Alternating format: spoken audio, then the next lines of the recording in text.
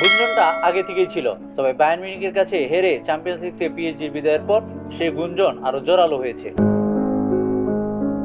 চলতি বছরের জুনে প্যারিস জায়ান্টদের সঙ্গে চুক্তির মেয়াদ শেষ হবে লিওনেল মেসির। এখনও ক্লাবটির সঙ্গে নতুন চুক্তি সই করেননি লিওনেল মেসি। এর ফলে পিএসজিতে মেসির ভবিষ্যৎ নিয়ে অনিশ্চয়তা থেকেই যাচ্ছে। সম্ভাব্য নতুন গন্তব্য নিয়েও জল্পনা বাড়ছে। এরই মধ্যে জানা যাচ্ছে সৌদি আরবে যাচ্ছেন লিওনেল মেসি।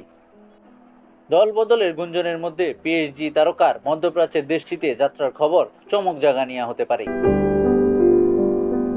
কারণ মেসির সম্ভাব্য নতুন গন্তব্য হিসেবে জোরে সোরেই শোনা যাচ্ছে সৌদি আরবের একটি ক্লাবের নাম। আরেক বিশ্ব তারকা ক্রিস্টিয়ানো রোনালদো আল নাসেরে যোগ দেওয়ার পর দেশটির আরেক ক্লাব আল হিলাল নাকি আর্জেন্টাইন তারকাকে দলে ফেরাতে আগ্রহী। সম্প্রতি সৌদি প্রো লিগের আরেক শীর্ষ ক্লাব আল ইত্তিহাদও লিওনেল মেসিকে তাদের দলে ফেরাতে চায় বলে গুঞ্জন শোনা যাচ্ছে। তবে এ সম্পর্কিত কোনো কারণে সৌদি আরবে যাচ্ছেন না আর্জেন্টাইন মহাতারকা। মূলত গত বছর তিনি সৌদি আরবের পর্যটন অ্যাম্বাসেডর হন। জানা যাচ্ছে সে কারণেই দেশটিতে যাচ্ছেন তিনি।